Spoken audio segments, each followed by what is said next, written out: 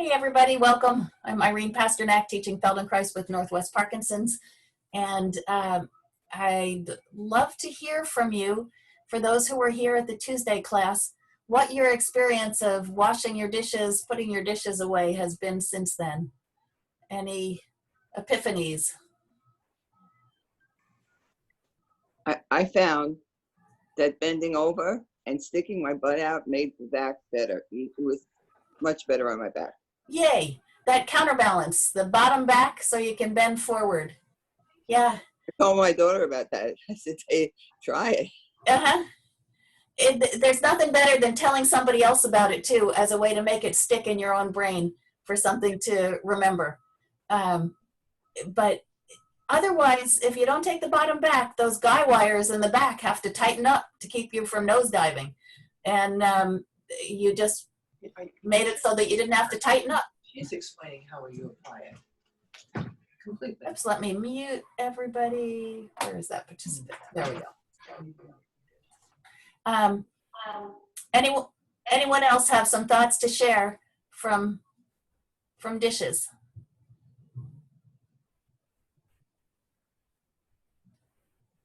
I don't know if Mira is still. Yeah, Mira is still there. Mira, could you come on and share what you shared about your community kitchen? Oh, sure. Hi, everyone. Hang on. Let me just put my video on. So I was just talking to Irene, and I was telling her, you know, I'm a Sikh, and part of my faith is that we have to do a community kitchen. Like, so when we go to temple, going to temple to pray is one part, but you must do service in the community kitchen, which means you want to take food with you, or you go there and you cook. And it was only when I was just talking to Irene, where she was talking about bringing joy to doing dishes and sort of chores, I sort of realized why, you know, we were always told that if you don't get around to doing anything in the day, to say your prayers while you're cooking. And I always thought it was because we were supposed to be grateful for the food. But I realized because we're a farming community, and if you're farming, you know, during the day, you may only have time to get your prayers in while you're doing sort of chores. And of course, yes, you are grateful for the food, but it was just interesting that really you're allotting time to bring joy into something that you would be doing. So whether you're cleaning the dishes in the temple or cooking for everyone, that's the time to be able to reflect in prayer. So I was telling Irene, when I was younger, I'd be talking to my friends, we'd always have some auntie walk past us and just hush us all, and it's just immediately. So it's just interesting how to find, you know, how you can be taught to add joy to doing simple things in the day. Could you hear me? I'm sorry, I don't know if my internet is choppy. Yeah, no, it's good. Yeah. Anyone find that they tried it while they were doing their dishes, just playing with noticing? Yeah. Good. Anyone else have anything they'd like to add on that? Okay. So today the goal is toenails. How do we get to those pesky little toenails that some of us pay somebody else to do it, and some of us try and do it ourselves. But it's one of those things that you have to manage your feet. And so we're going to play with it. And who here has a replaced hip? Okay, anybody have hip replacements? No. Okay, good. But as with all lessons, please stay in your range of comfort. Even if you don't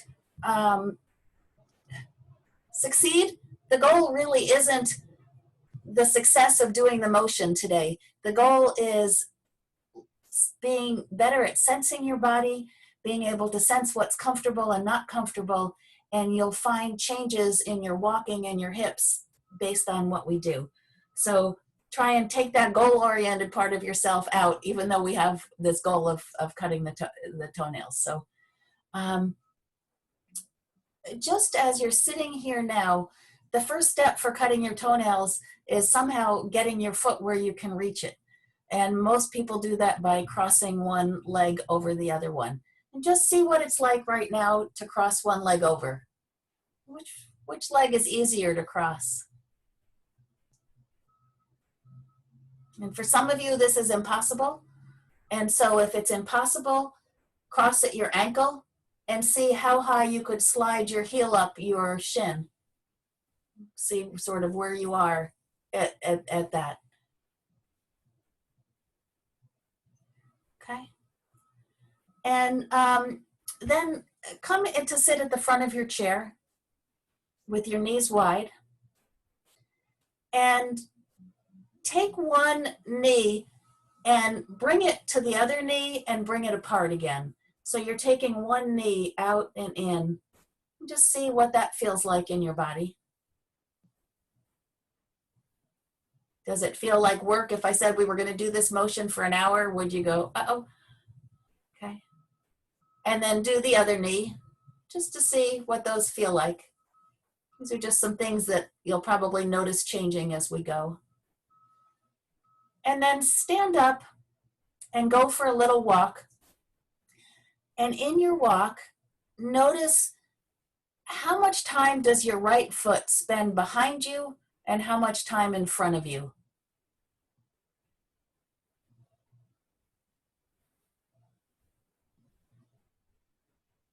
And if you measure your stride from your body forward and backward, is there more distance in the back of you or in front of you as you're walking?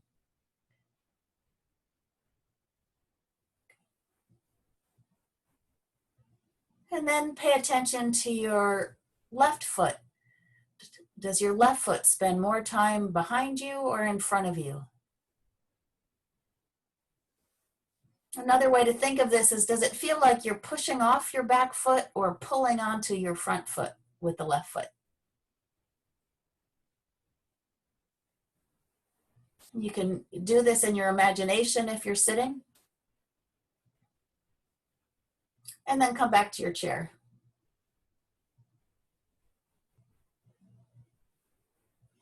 And sit out toward the front of your chair with your knees wide.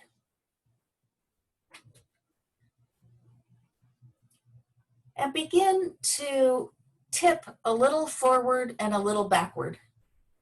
So this is thinking about your spine as a stick, and you're just, I'm going to turn it sideways, but you're just tipping forward and back.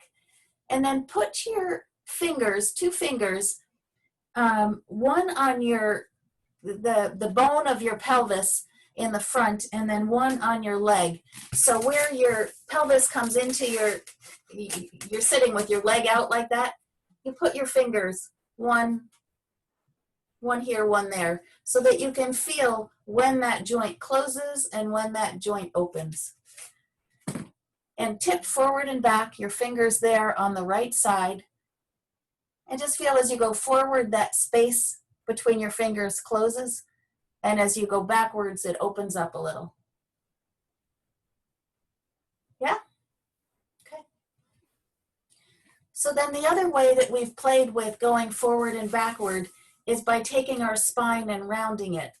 So as you go backward, pull your belly in and look down like somebody's pulling on your pants. And with your fingers there, you'll feel that hip joint opens. And then push your belly forward like you wanted to spill it on the floor between your legs. Open your chest and look up a little. And feel how that joint closes. And just play with that back and forth a few times. The rounding and the arching. How it does something in that hip joint. You could imagine the socket, your hip joint is a socket with a ball in it. And you're moving the socket over the ball when you do this. Okay. Good. So now,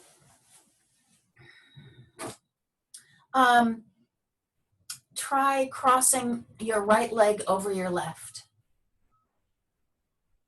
Just see how much work that is, and then uncross it.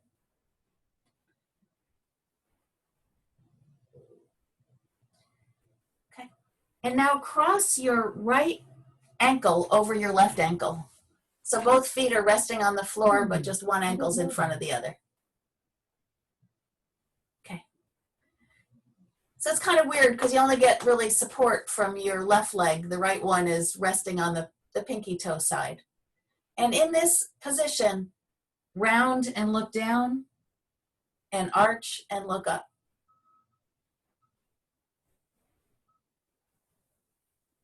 Yeah.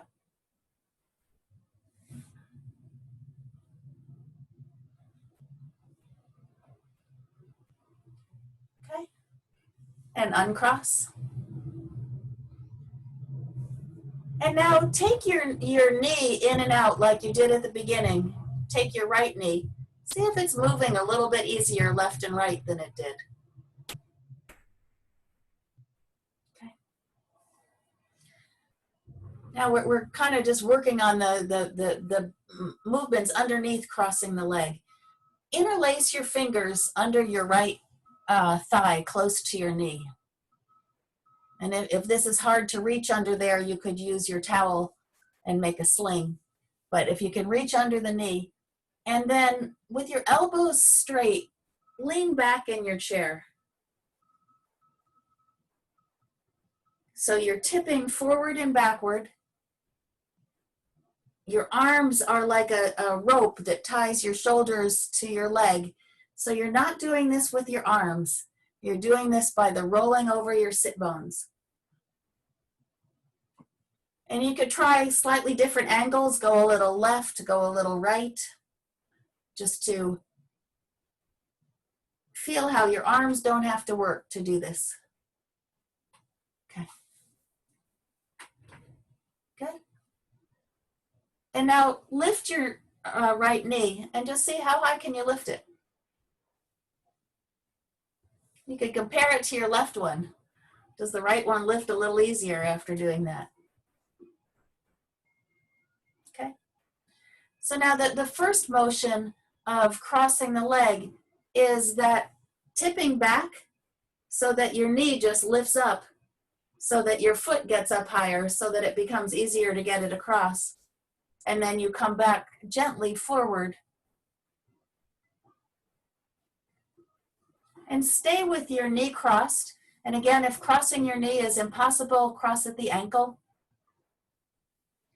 And in this position where your knee is crossed at the ankle or at the knee, your foot is, do that rounding and looking down and arching and looking up.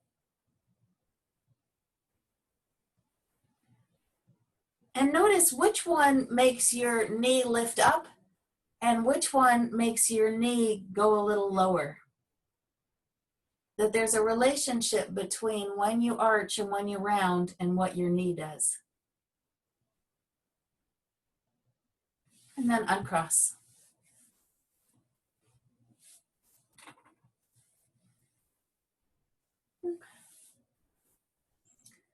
Now let's see if we can still make this a little easier. So take your right foot and slide it so it touches your left foot. And then slide it the other way. What does your knee do when you slide your foot in a pretty big motion, left and right?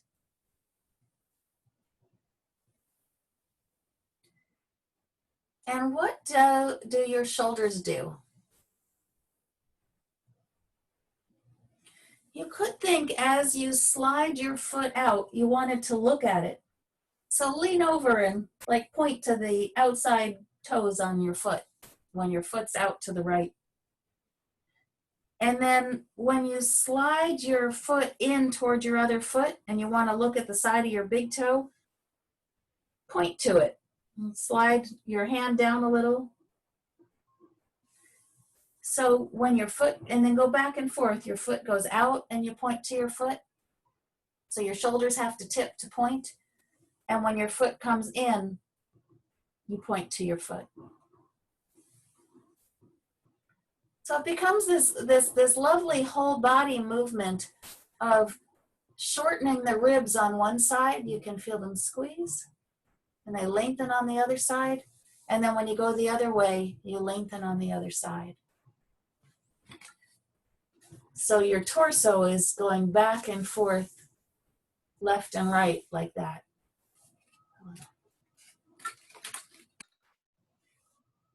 Okay, rest for a moment.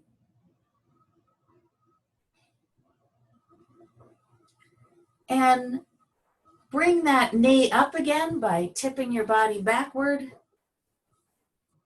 and then bringing yourself forward after it's there, and see if it's getting just a little bit less tense. Like sometimes it can feel like there's a spring inside you when you have your leg crossed, if that spring has released a little bit. Okay. And uncross and stand up.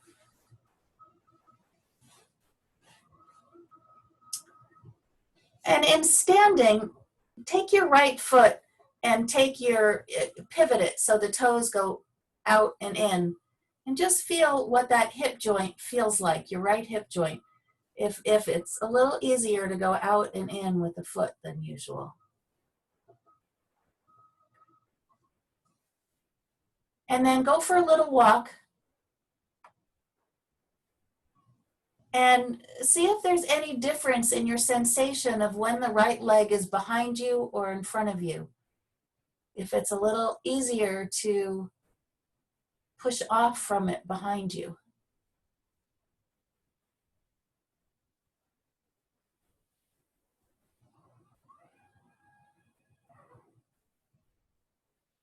And come back to your chair.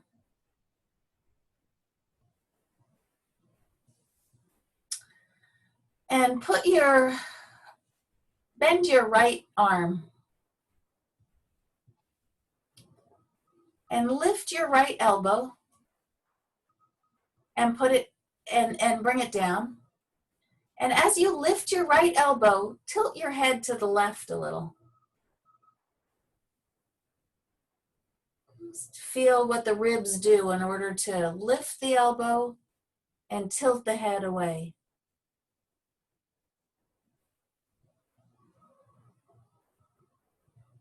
Okay. And now take that elbow and squeeze it into your side. Try and reach your right hip with your right elbow and tip your head to the right. So you take your right elbow and try and touch your right hip and take your head to the right.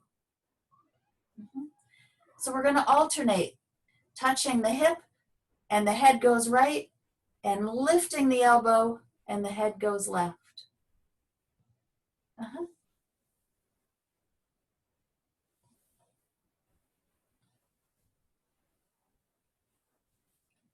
And it's funny, that's moving the socket around the hip a little differently.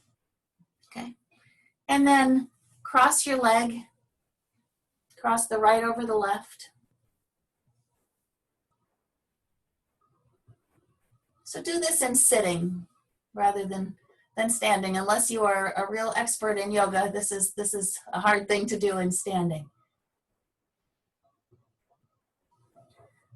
And just see, has it gotten more comfortable to have your foot up? And I can't see, so I'm not seeing who's finding this impossible. And with some people's bodies, this is still impossible, and that's fine.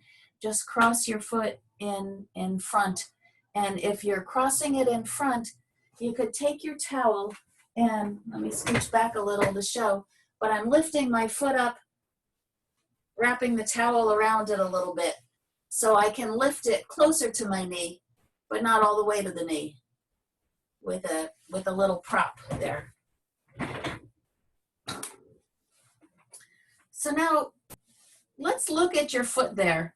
What would you have to do to look at the bottom of your foot? You could use your hand to kind of shape your foot so that the bottom turns up to the ceiling a little bit. You'll feel your knee goes down a little bit.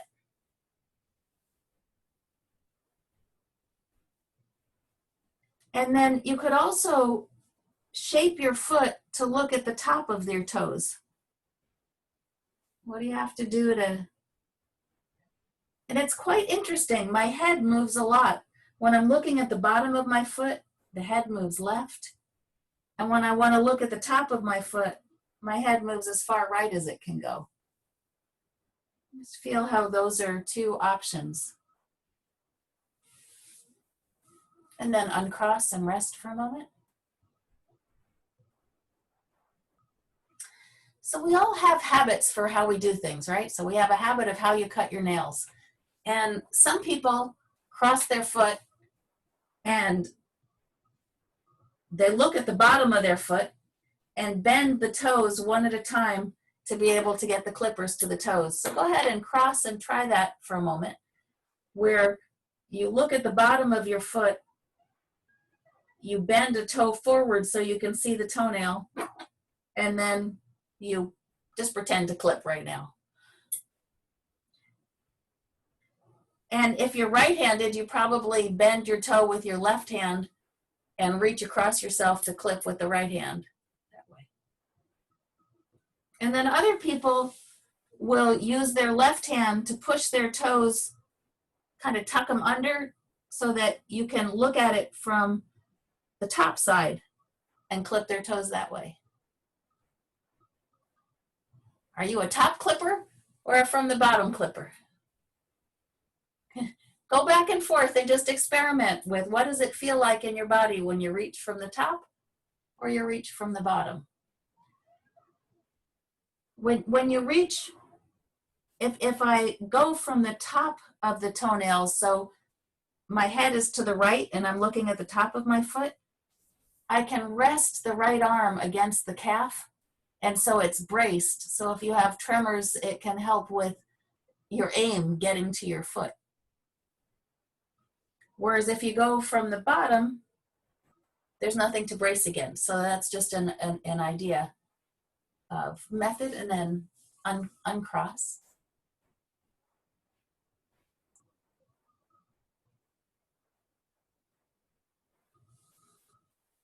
Cross again. And when you go back and forth between trying to clip from the top or clip from the bottom, feel your shoulder is asked to do something different in those two different ways.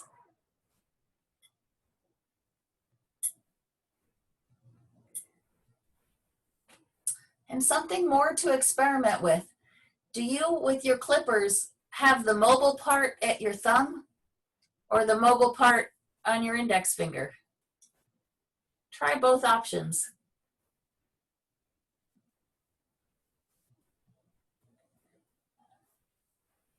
It's one of those, I never really thought about it, but it feels quite different in the arm and the shoulder when you do one versus the other.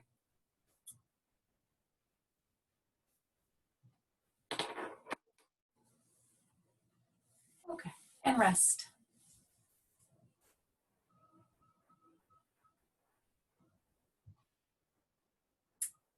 And come on up to standing. And slide your hands down your legs as if you wanted to go toward touching your toes. And see if something feels different in your right hip than your left. If there's a little bit more movement. You could do this in your chair.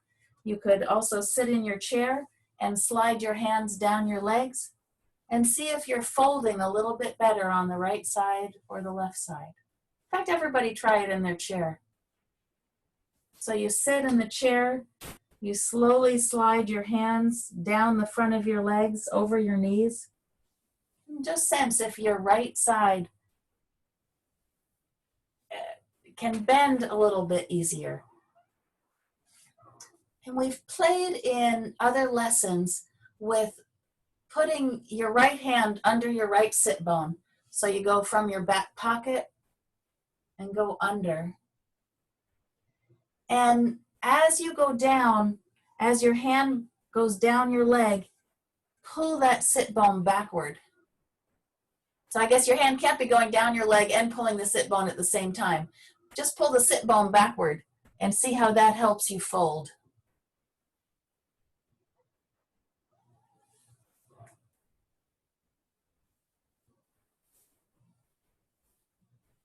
Okay. And try again, crossing your leg. See if it's getting a little easier to be in that position where you can reach your foot. Now, rest one hand on your ankle and one on your knee, and lift your knee up a little bit and notice how your foot goes away from you. And then take the knee down. Don't press, just go as far down as it can. And feel, is there a connection between when you push your belly out and when you pull your belly in? That if you push your belly out, your knee can go down, and you pull your belly in and the knee can come up. Just see if you can find a connection there.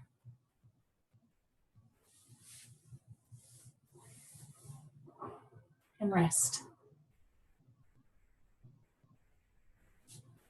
Oh, looks like I've got a question in the chat. Okay. So yeah, if you have the hip replacement, you have to do only what your doctor has told you you can do in the hip. So some of this lesson might not be possible on that side, and you might want to just do it on the other side for now. And stand up again. And transfer your weight a little left and a little right. And see if the two hips feel different. If one feels a little lubricated, like it's easier to transfer your weight onto it.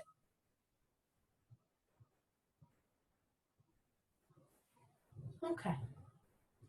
So I need a volunteer who can get down to the floor easily to demonstrate another option for cutting toenails. Is there anybody who'd like to be the guinea pig so everybody could watch? Okay, Bud. So if you can arrange your computer screen so that you can see the floor, you're going to need your chair. So don't take the chair too far away. So I want you to lie down and put both feet up on your chair.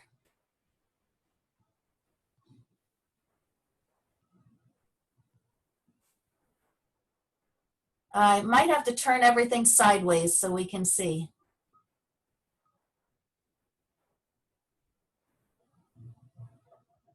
Yeah, that'll do. And if you can slide everything a little away from your computer. But then we have to change the angle of the computer to look up a little bit more. That should work. So lie down on the floor and put your feet up on the chair. Okay, and scooch your bottom as close to the chair as you can get it.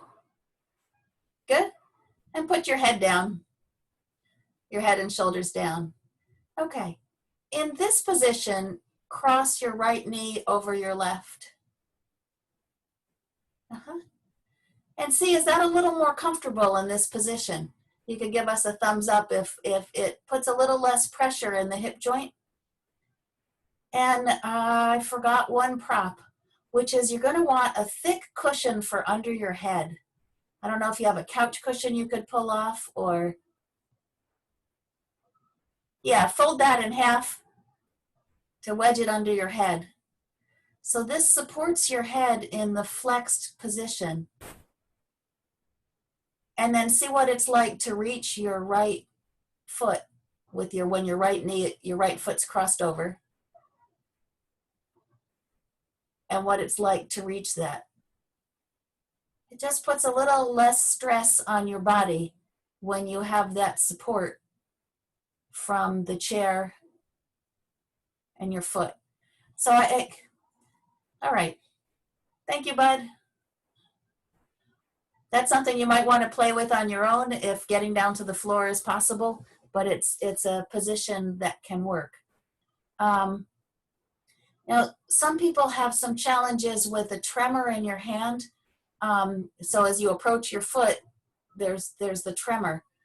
One possibility is to lean on a counter. So like to do this right next to your kitchen counter or to your desk so that you can rest your elbow and your arm against a surface as you're doing it. So just something to play with. But I I have a client who came in yesterday who recently moved into an assisted living facility, and she has a call button because they make you wear them when you're in there. But she fell in her room, and she is one of those bound and determined, I'm going to do it myself, damn it. And she spent about 15 minutes and she was able to get herself up again. And some of us with our toenails have that kind of determination of like, damn it, I'm going to find a way to get to these toenails and cut them. And that's why I wanted to show you the thing that Bud demoed, because that's a way that you might be able to get to them when you can't get to them in sitting. Alrighty, so when you get into this position now, and you put your right leg across and you're getting ready to cut the toenails, where do you feel the pinch points, or where is it challenging in your body to do this? If anybody wants to unmute themselves and say.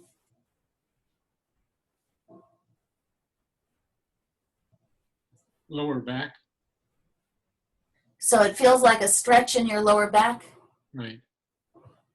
So this is going to be one of those moments where if you think about sliding your bottom and your sit bones backward, that automatically tilts you a little further forward. And it does it in a way that doesn't use your low back as the guy wires. This is the same thing Joan was talking about with doing the dishes this morning, that sliding the sit bones back.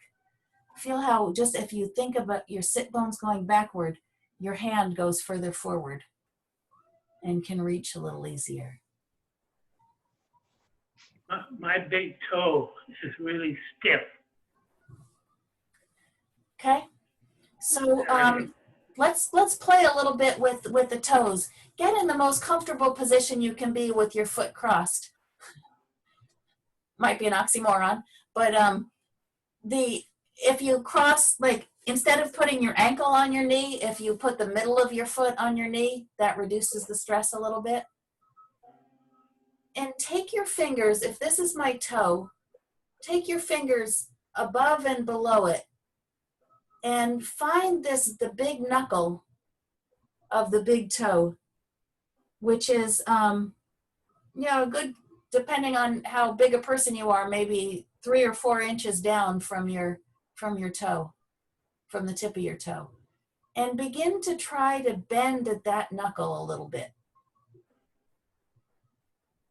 A lot of times the stiffness up in the end toe joint is if this big joint isn't flexing and extending. You could also pull the toe, make it longer, and when it's longer, try twisting it a little bit. And some of us have bunions where this joint has gotten a little bit misshaped because of the way that we put force through it. And so you may just be able to get a tiny bit more movement. But I find that if where's the toe? So your toe bone, we're looking at this joint in the toe. And then there's this big bone up here in your big toe that goes all the way up into your forefoot. And you can get your fingers kind of around it and try and turn it a little bit left and right. A little bit of wiggling that bone.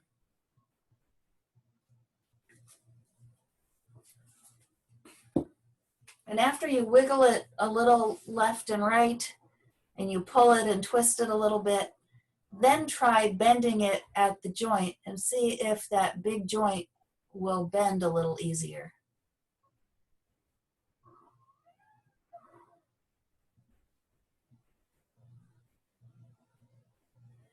Because the big joint has to go up for the toe to curl down. And the big joint has to go down for the toe to curl up. Feel how there's an opposite reaction. One goes up while the other goes down.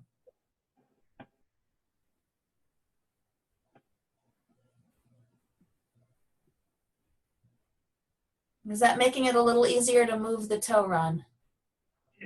Yes. Yeah, okay. I know I've had to do this one a lot because I keep breaking that big toe. For me, it's on my left foot, but I've broken it and the break goes into the joint area at the toe, and it stiffens up really quickly if I don't make sure that the joint above it is working well. And okay, because that allows you to perhaps be able to bend your toe a little more so you can see the whole nail when you bend the toe toward the bottom of your foot, or to lift it up so you can get to it from the other side. It's kind of like with the toes, you have to do an invitation to them instead of just pulling on them. But when you invite all the bones to participate, then it gets a little easier. Okay, uncross. The other thing is you can never cut your toenails in a hurry because the body needs a break after being in that position with the foot up there. Okay, anybody else have a spot? Barbara? In the hip or the joint there, where the leg meets the pelvis, all the way around. So that hip gets cranky when you do this? Mm-hmm. Yeah. So let's try something. Come up to the front of your chair, uncross. Put all your weight on your right side and go a little forward and backward over that hip joint. That feel all right, Barbara? Yes. Okay. And then go a little left and right from that hip joint. So you're still all the way on the right, but you're just going a little left and right. So you're taking the socket by moving your pelvis, you're moving the socket around your hip a little. And there's a little sense of you go up and down as you go over it. Okay. And then as you go forward and back again, that you get to the high point and then you go a little forward and you go up and you go a little back. And then begin to make a little circle around the hip joint. And there's a part of the circle that you pull your belly in, and a part of the circle you push your belly out. And there's a part of the circle that the ribs shorten on one side and on the other. Okay. I can certainly feel the sits bone part, but it's hard to image or feel that socket. Yes, we don't have nerve endings right there. Mm-hmm. And so but just trying to visualize going around the sit bone is enough to get the hip joint moving around its socket. And now if you slide your foot toward your other foot and away, is that feeling okay in the hip? Yeah. So warming up the hip joint and warming up its full range of motion before you cut your nails is good, because that it brings the lubrication to all the surfaces of the ball. And then as you tip back and lift your knee and put it up there, it may be a little bit more comfortable. I know for me and my right hip, it never gets totally comfortable, but it becomes doable with that. It's a warm-up exercise for doing your toes. Yes, and the warm-up has a lot of this tucking your pelvis or arching your back. So if I'm arching or I'm rounding, and going back and forth in there is really necessary to get the hip to have its full range of motion. And the side bending is also necessary, because to cross, I have to lengthen this whole side of my right side. So as you cross your leg, lengthen that right side, and that takes the pressure off the hip joint a little bit. So if you leave your torso stiff and not moving, go ahead and try that. Hold your breath clamp your belly, and try and cross your leg, it's like I can't get my foot above my ankle. It just like doesn't go. So there's a softness in the middle that's necessary.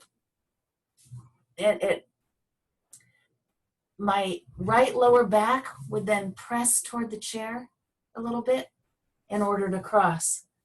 If I stay arched in my right lower back, I can't get my foot up. Okay. Anybody else have any? Okay.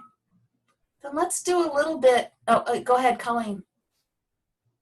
To me, there's a huge difference between the big toe and the next two, and the pinky and the last two toes. And which are the hard ones? The pinky, and I feel like it's in Australia, you know, the land down under. Okay, cross over the right again. Ooh, somehow we've got an exit. Yeah, let me mute an echo. There we go. So if you take your hand on your foot and twist your whole foot outward a little bit, so your whole lower leg bone has to roll outward a little to get that pinky into view. But the same things that we did when Ron asked about his big toe not bending, you can work with your pinky toe to bend at this joint here. So the skin kind of comes up to about here, and the joint is 1/2 inch behind it. And getting that joint to go opposite the toe. So you push that joint down to lift the toe, you push that joint up to curl the toe. And that, your pinky is longer than you think. If you think of your pinky toe just being the part that sticks out on the skin, it's very hard to get it to move enough to get it in view. But if you think of your pinky toe as starting from that bone that's further in, does that help a little? I just wish I could chop off my knee and turn my whole foot. Like my knee gets in the way of my arm. So is your knee kind of up toward the ceiling? Yeah. Yeah. So try widening. I've got to mute you, otherwise there's the echo. If you, instead of crossing the ankle over the leg, cross the middle of your foot over your leg. And see if that lets your knee hang down a little lower.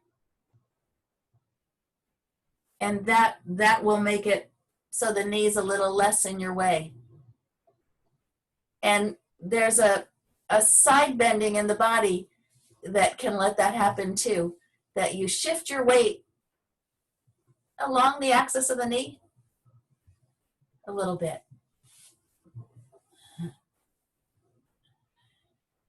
And it might be that you might try, if you're going from the bottom of the pinky toe, try going around from the other direction. See if that's easier. Yeah. Okay. Let's we have just a few minutes left, and let's do a little bit on the other side. So first, close your eyes, put both feet flat on the floor, and sense the differences between the two sides of you. Wiggle one knee in and out, see if it's easier than the other. Lift one knee in the air, see if it's easier than the other. And let's make lifting the left one easy by interlacing the fingers under the left knee. You need to be up at the front of your chair for this. And tip backwards.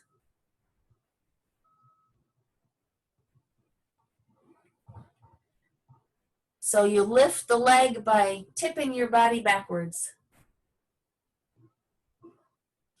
And try going at a little angle, a little bit more to the right. So your head goes back to the right.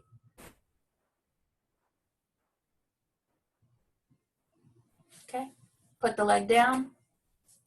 Lift the knee, see if it got a little easier. And one more time, interlace under it.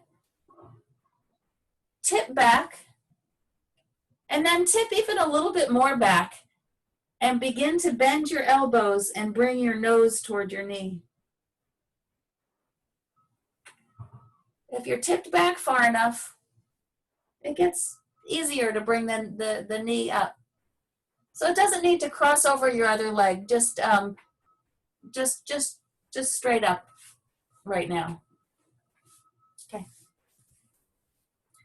And then take your foot and slide it to touch your right foot and slide it away and point at it when you see it over there.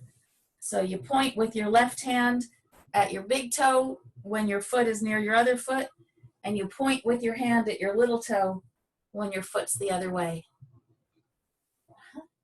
So your head is going to end up doing a little tick-tock.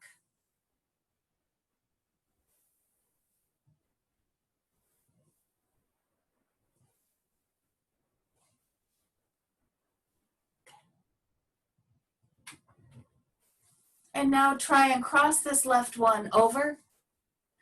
I know if I'm having a stiff time, I'll reach my pants and I'll lift by pulling my pant leg to get the leg up there.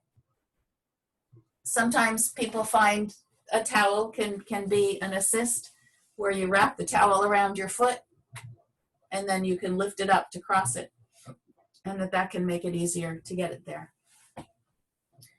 And once you're there, just take a moment to be there of, all right, I'm crossed,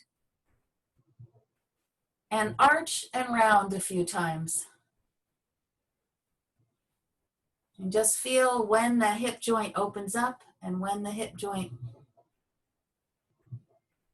comes a little, opens up.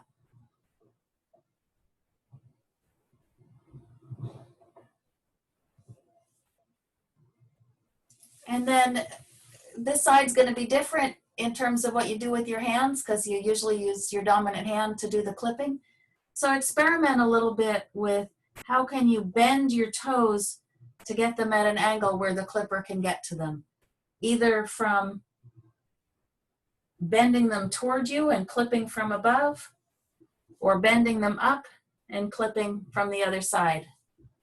It's kind of, you could put the clipper in your hand because it makes it easier to go, oh yeah, I'd have to really bend my toe pretty far to get the clipper to the nail that way or that way. But how much lean there has to be in your body in order to get the clipper to the toes?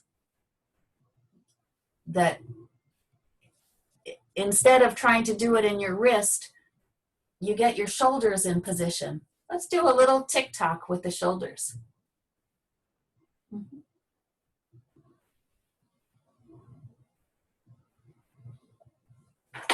And then uncross, rest for a moment. Take your knee in and out, see if it's gotten a little looser already in your hip. This taking the knee in and out really helps you feel where is that hip joint.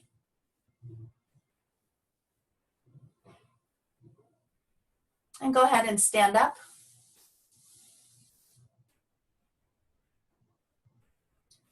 And walk a little bit, looking for the sensation of how long your legs can be behind you.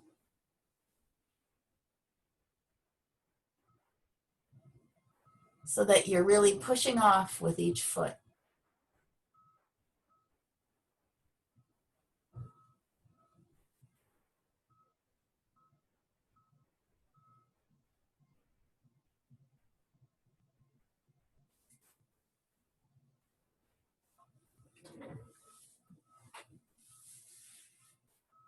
All right, and come on back. So assignment before next Tuesday, clip your nails. Try. But before you do it, you could do that little warm up of doing a circle around your sit bone. Warm up with flexing and extending a little bit. You're just trying to get full motion in the hip joint before you wrench your leg up to get to it. And experiment if you need to with what you can prop up your arm against. You could try it the way Bud did on the floor, of having your legs up on a coffee table or a chair. that's definitely reduces the stress of the movement. Yeah, Barbara. Oops, unmute yourself. I use a table or a ledge and put my foot up to access my toes so I don't end up crossing them.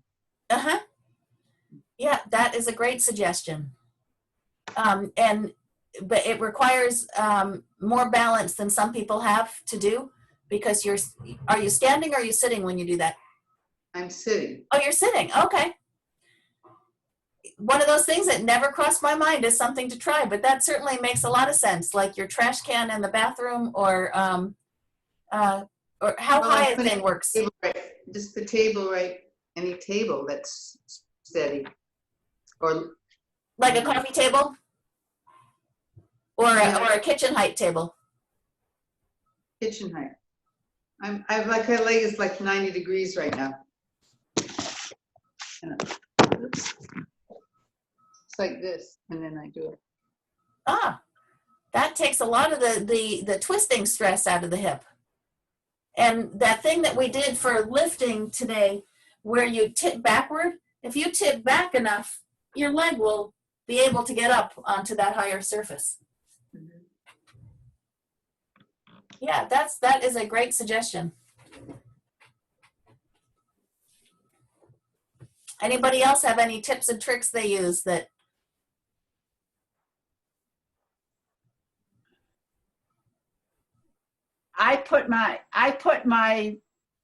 I sit in a chair and then put the foot I'm going to clip slightly forward, bend up my foot as far as I can, and then I just lean over, and I'm much easier able to grab each toe and clip just leaning straight forward with my foot out. That's especially a good technique with a hip replacement, because it doesn't require the twisting in the socket, which is not recommended after that. It does require the ability to fold all the way in order to get down there, which some people find easy and some don't. But if you are trying to make that easier, think about grabbing your sit bone underneath and pulling it backwards as you fold over to clip. On the opposite side or on the same side? On the same side that you're clipping. Side, bring back the. Yeah, if you pull that sit bone back, it allows your chest to fold over your hands. Oh yeah. Yeah. Yeah, no, these are great. It's so funny how our habits get so set in our mind. Like, because I always cut my toenails by putting my leg over, I never thought about doing it that way. But it is an easier way to do it.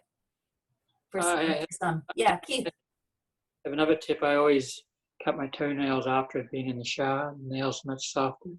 Yes. That is a great one, especially if you have toenail fungus or things that make your nails kind of that hornier, hard texture that many of us have.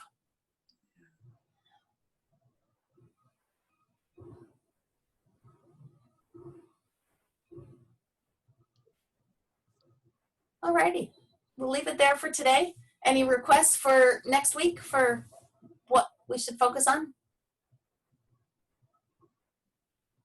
Something that's annoyed you this week? In a movement that was hard, or Scott? Signing into the class. Every week it's different and has a new process and takes about 10 to 15 minutes. The same link works every time. So once you get that link, copy it. And just register an Eventbrite, because Northwest Parkinson wants us to. But then you could just use that same link over again to get into class.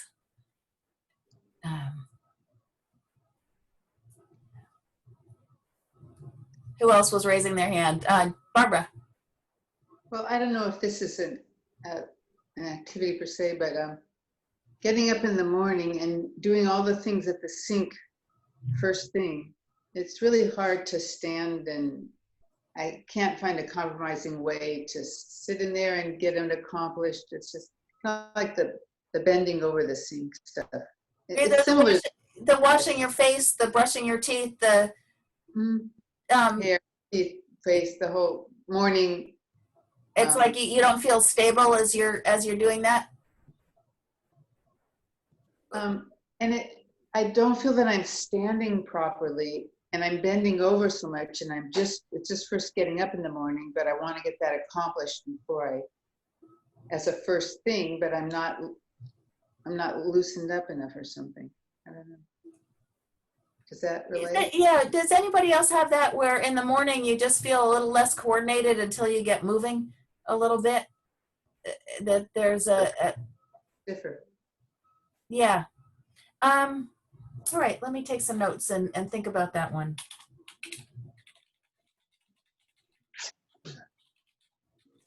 Like, it'd be nice if there was something you could lie in bed for a couple minutes and play with, and then when you get up, it just works to stand up.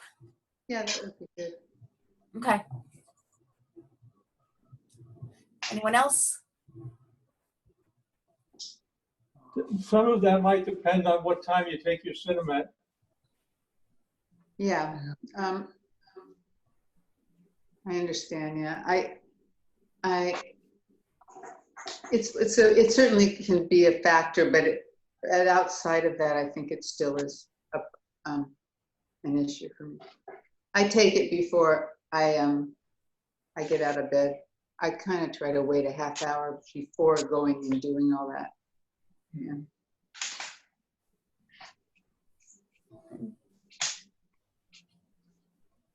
Okay.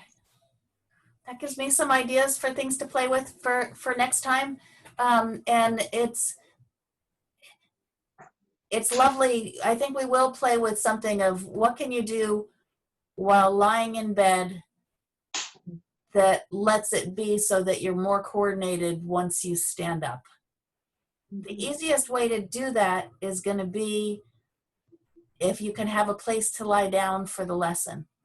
So whether it's on a couch or the floor or your bed, that will be the easiest. And I'll try and come up with a way to modify it for those of you who need to stay in sitting.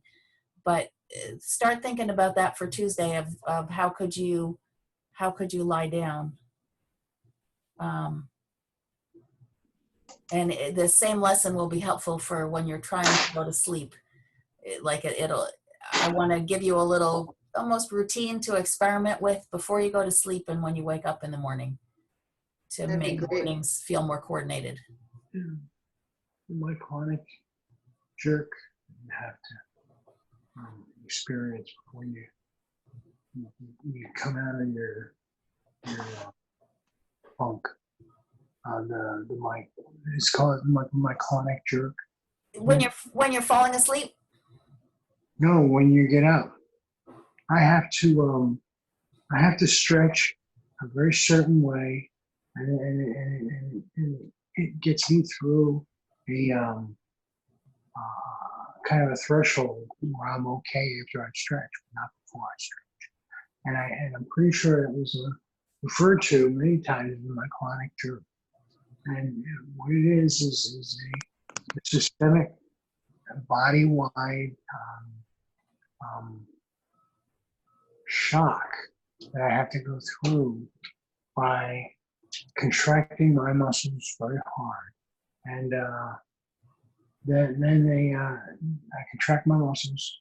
I then get this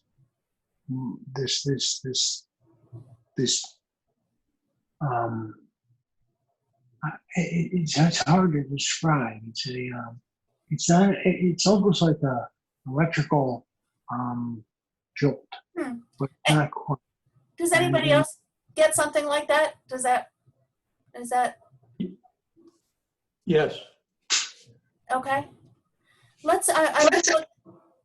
I'm looking at the clock and going, we're way over, so I need to wrap up for today. But let's save that and talk about it more at the end next time so that I can see if I can come up with any ideas for it. That's something new to me to. Because if I don't stretch, I don't move.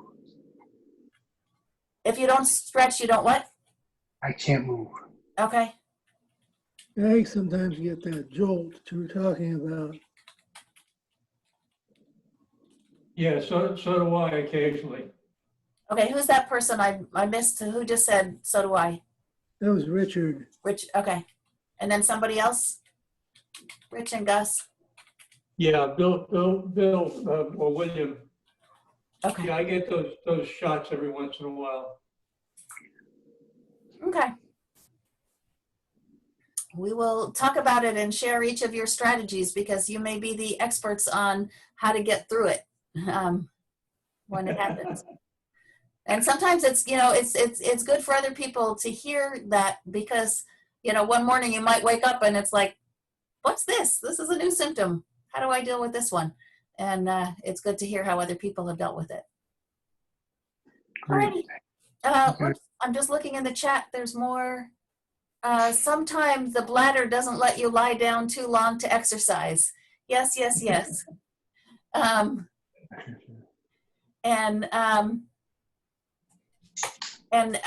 Somebody asked for my email, and I'm just going to put that in to everybody. If you want to contact me, I'm Irene@movebeyondlimits.com.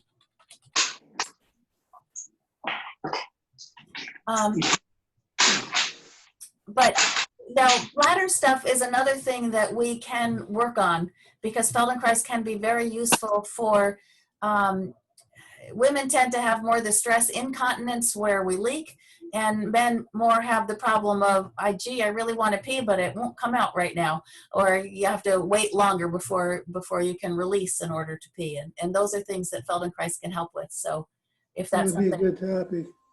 say it again. That'd be a good topic. Okay, and I'll put that on the list. All